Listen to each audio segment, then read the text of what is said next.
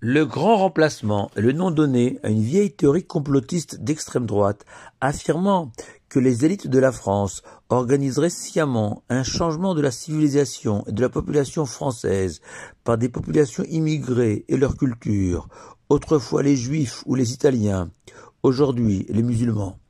Dans notre paracha de Kitissa, nos ancêtres au pied du mont Sinaï, peu après avoir reçu la Torah, ont commis la faute la plus grave de notre histoire, le veau d'or, pour avoir cru d'une certaine manière à la théorie du grand remplacement, portée par le Erev Rav, ce mélange de personnes de toute origine, qui avaient décidé en dernière minute de s'associer aux enfants d'Israël et de quitter l'Égypte en leur compagnie. En effet, jouant sur une incompréhension sur la date du retour prévu de Moshe, de son séjour de 40 jours au sommet du mont Sinaï pour y apprendre la Torah de la bouche de l'Éternel, le Erev Rav a alors lancé la rumeur, sans véritable fondement, de la mort de Moshe et de la nécessité de combler le vide et de choisir un nouveau chef. Comme si, d'un coup de baguette magique, il était possible de remplacer Moshe. Et il est étonnant de constater que le choix du remplaçant de Moshe soit porté sur un veau d'or, une idole, sans aucun pouvoir, alors qu'il existait parmi les enfants d'Israël des candidats à la succession beaucoup plus légitimes, comme Aaron, le Cohen et le prophète, le frère de Moshe, ou bien Josué, son plus fidèle disciple, sans compter tous les princes et les anciens des tribus, tous des hommes remarquables, dignes de prendre la suite de Moshe. Plus surprenant encore, ces enfants d'Israël, proclamant que ce veau d'or était ce Dieu qui les a fait sortir d'Égypte, eux qui avaient vu la main de Dieu en Égypte et sur la mer Rouge. Et en s'inspirant du Maharal de Prague et de Rachi, il est possible d'expliquer ainsi la faute des enfants d'Israël. À aucun moment, les enfants d'Israël n'ont attribué une force ou un pouvoir quelconque à ce veau d'or. Ils sont restés fidèles à Dieu. La preuve écrit le Bechor Shor, sage orléanais du Moyen-Âge.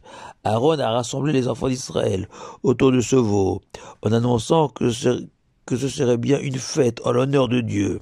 Et les enfants d'Israël ont offert devant ce veau d'or, toujours pour servir Dieu, les mêmes sacrifices qu'ils avaient approchés le 5 Sivan à la veille de recevoir la Torah.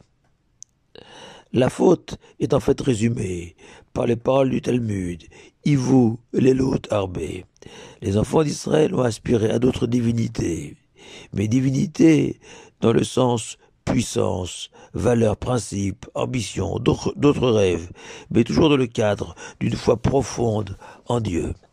Et Rachi démontre cette idée en soulignant que les enfants d'Israël ont cherché à remplacer uniquement Moshe en tant que guide, mais pas Dieu. Et bizarrement, les enfants d'Israël vont dire à Aaron, « Pourquoi voulons-nous un veau d'or pour guide? Car nous ne savons pas ce qu'il est advenu de Moshe à Ish, littéralement l'homme Moshe. Cette dépendance à un homme, à un maître et à ses valeurs, nous ne la souhaitons plus, affirment les enfants d'Israël, poussés par leur Erev Rav. Et il est possible de poursuivre le chemin vers la terre promise, dans l'idée de construire un pays où le veau et les valeurs qu'il incarne nous serviront de référence, mais ce, sans autorité morale ou spirituelle, ont conclu les enfants d'Israël. Et prenons un exemple concret pour illustrer mon propos. La vérité, l'authenticité, la droiture sont des valeurs essentielles de la vie d'un juif et adoptées par toutes les civilisations actuelles où les témoins d'un procès, les avocats, les médecins, les militaires, etc. promettent d'être fidèles à la vérité, à eux-mêmes, à leurs devoirs, devant des symboles de la justice, la balance ou le glaive, le caducée pour la médecine, une bannière ou un drapeau pour un militaire. Un maître en Torah porte lui aussi ses valeurs. La différence entre les symboles et un maître.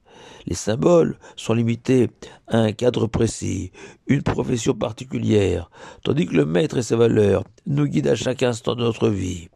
Les symboles n'ont pas évidemment de possibilités de parler, de s'exprimer, de faire entendre leur voix, contrairement à nos parents et à nos maîtres, et au premier d'entre eux, Moshe, dont les paroles des vérités retentissent notre conscience, notre âme, notre fort intérieur à chaque instant de notre vie. Ils nous serviront de guide tout au long de notre existence. Mais beaucoup plus important encore, Moshe, le premier maître de l'histoire, enseigne que dans le judaïsme, le respect des valeurs telles que la générosité, la droiture, la vérité, etc., ont comme seule finalité de conduire l'homme à ressembler à son Créateur, faire briller l'âme qui réside en chacun d'entre nous. Il n'existe pas de culte de la valeur en tant que tel, si ce n'est dans la perspective de se rapprocher de son Créateur. Et c'est le rôle du guide, du maître, de le rappeler sans cesse à ses disciples. Construire un veau d'or, c'est bâtir un mur, une barrière de sécurité autour de ces valeurs sacrées.